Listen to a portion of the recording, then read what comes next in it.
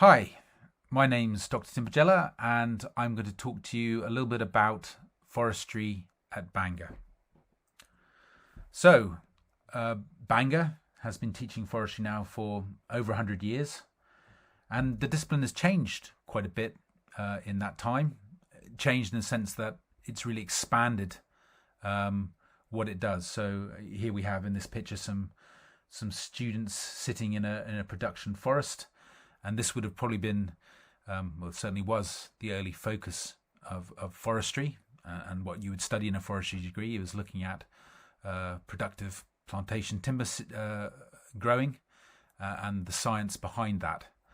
But if we think now about what forests are and the general importance of forests, then despite, obviously we maintain a focus on looking at the production value of forests, but increasingly we study the broader value of forest systems. They are incredibly important for biodiversity and home to a wide range of different organisms, and of course, because of this ecological complexity, they also provide a broad range of environmental benefits.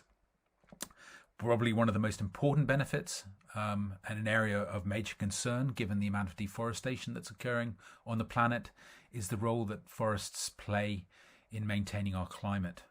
And that's something, an area that we will spend some time studying as part of the course because it's a major driver behind the expansion of woodland and the halting of deforestation, or aims to achieve halting of deforestation.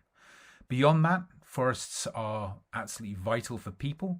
Over 2 billion people depend on forest ecosystems to meet their livelihood needs, through the provision of food and other benefits. And of course, among that 2 billion are another 300 million people who actually live within those forest systems. So the forests actually are their homes and habitats. So it's important to understand how these systems provide these benefits to these people. And of course, if we think about the discipline is bring all of these things together. So if we look at the future sustainable management of forest across the many different types of forest systems we have, going from cloud forests all the way down to boreal forest systems in the north and tropical forest systems in the tropics, then we need to be able to take on board all of these different types of value. So as a forestry degree, what we would attempt to do is, first of all, I guess our core business is looking at the sustainable management of forests for the goods that they provide, be it timber or firewood for fuel. That's important in some countries. But also there are a number of range of other products, either that grow with the trees or associated with the systems where the trees are growing, such as spices and gums that also have high value on international markets. And we think about these things broadly when we come to think about forest management. A second tranche of work is looking at the ecological value of woodlands. As I discussed, they're hugely valuable role as habitats, but also as a result of this ecological complexity, thinking about the regulating benefits that woodlands might provide. So we know that forests play a very important role in the water cycle and can help with things like flood risk and other things. So we're interested in what we might do and how we might manage woodlands to get these benefits. And finally, of course, the cultural values of woodlands. So many of us will use woodlands for recreation or as a place to relax in after a stressful day. And these values are actually increasingly important in both the design and management of forestry today, both in the UK and globally. And we would look at those cultural values as part of the work that we do at the course. So if we think about that, the top left picture there is showing some of our second year students on a field course, a week-long field course in Scotland, looking at production forestry. So here they're learning about silvicultural practices. And if you look at the picture immediately below that, you've got a very different type of forest system. So these are riparian forests. So that's forests that grow next to rivers. And in these sorts of systems, we would be interested in both the biodiversity value, how the trees provide benefits to organisms who like the trees, but also to the river itself. The shading provided by trees is very important for fish, for example. You can also see in that image some lumber which has been captured and blocked by the trees. So we can also think about the way that trees feed into flooding and water quality. The figure in the top right is showing a mangrove system, so something we associate more with the tropics, but something we're very interested in studying here at Bangor. Again, these systems provide a huge climate store, carbon store. They're incredibly important habitat for fish. You can see these young fish using mangroves as spawning grounds, and they provide huge value to local communities as a buffer against threats such as tsunamis.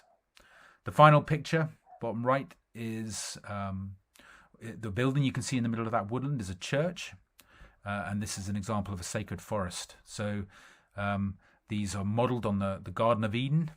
So the churches have all of this greenery within their boundaries, and you can see outside of the church that much of the tree cover has been lost from the system. So these sacred forests are really important reservoirs of biodiversity for the system. And again, they sort of tell us a little bit about what is possible in the system compared to what we have today, and might help us in restoring these systems back. So where do we work? This is as good an image as any. So this is an area of Woodland Creation in mid Wales. So they're planning to put new woodland, particularly in that bottom left-hand corner of the image. But this is a sort of environment that we have to work in. This is very much the office of forestry, outdoors, and it throws up all sorts of questions. What should we be planting here? What shouldn't we be planting here? What will be the effects of what we're planting on the river systems, on local people, on the local economy? So there's a huge range of different, what should we plant? How should we plant it? All of these management decisions are things that we'd be thinking about on the course. And we could go out into the fields and look at these sorts of sites to play around with how that varies in different contexts. Of course, we're also interested in what happens in tropical systems. So much of the tropics has been substantially deforested. And so as part of the course, we'll be looking at what we need to think about when we start to go through restoration types of activities to restore forest systems, to bring back some of the key benefits that we've lost from these systems. I'm interested in not so much in forests, but I'm interested in trees outside of forests. So if we look here in Wales, a third of the tree cover in Wales is actually associated with trees outside of forests. Some of these will be in urban environments, but I'm particularly interested in trees in rural environments, so the way that trees fit in with agricultural systems.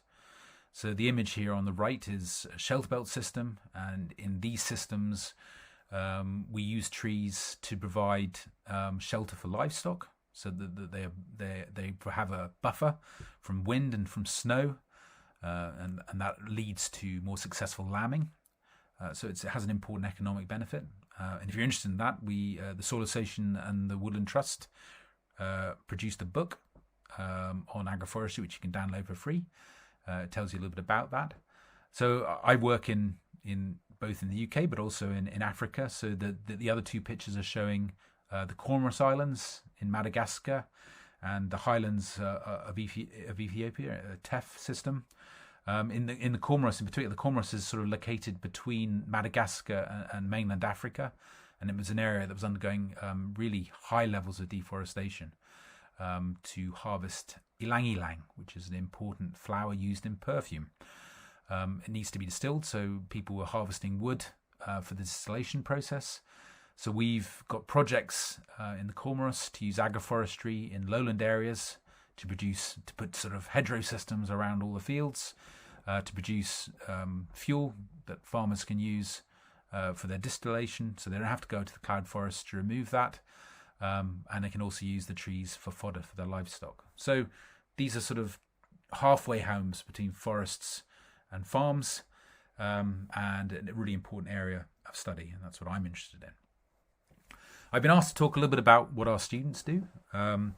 And our alumni go on to do a lot of things.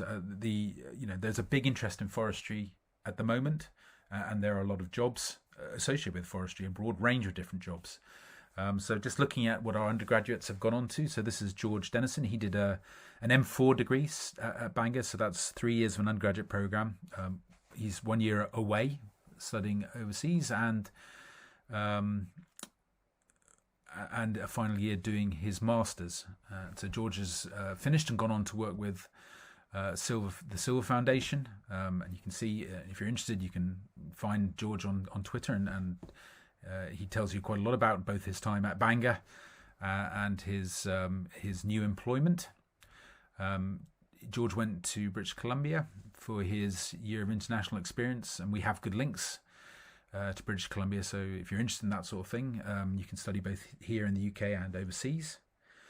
Another good example, and another one who's very active on Twitter, so if you're interested you can have a look, is Jemima Smith. She finished her undergraduate degree in 2019, now working as a trainee forester on the Chatsworth estate.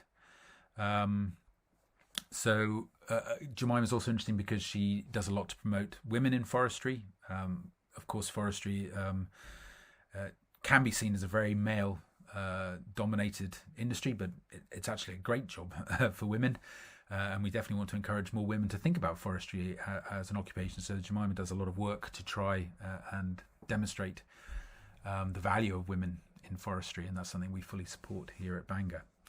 Okay, alongside these types of activity, we have a lot of people who will go work both nationally within commercial and for organisations such as the Woodland Trust, but also internationally, either in places such as Canada, as we previously discussed, or people who are interested in doing a more international type activity. And we teach both here at Bangor.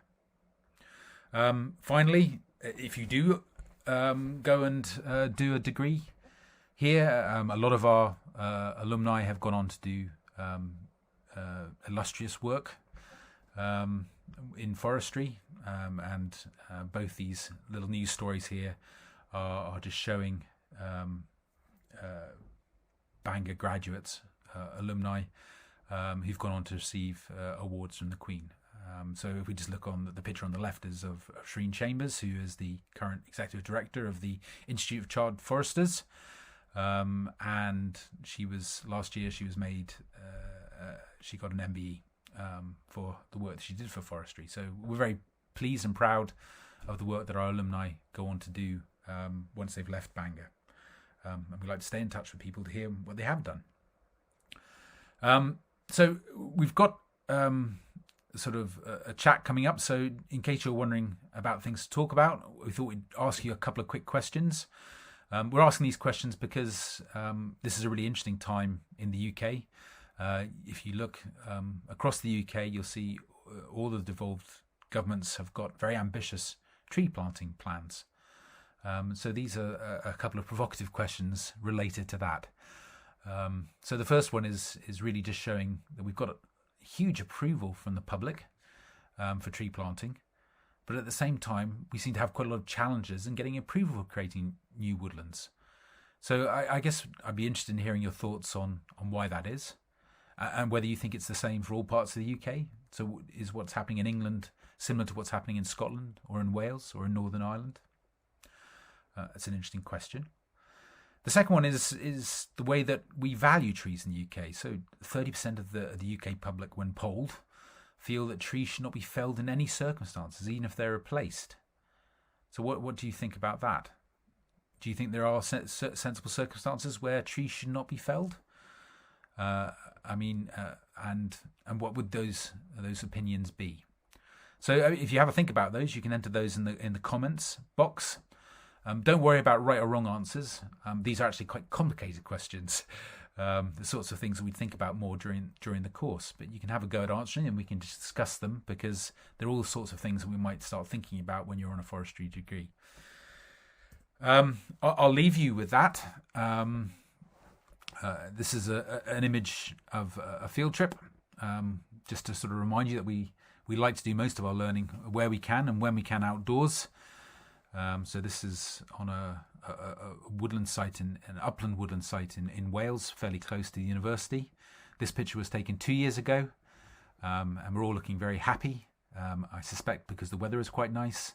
I say that because last year, sitting at the same site, the wind and the rain was horizontal, and we were all probably a little bit too cold to smile as much, although we all learnt a lot at the same time. And interestingly, this particular visit was being hosted by Till Hill, and one of our hosts again was a Bangor alumni. So we like to learn from our ex-students as well. Thank you for listening.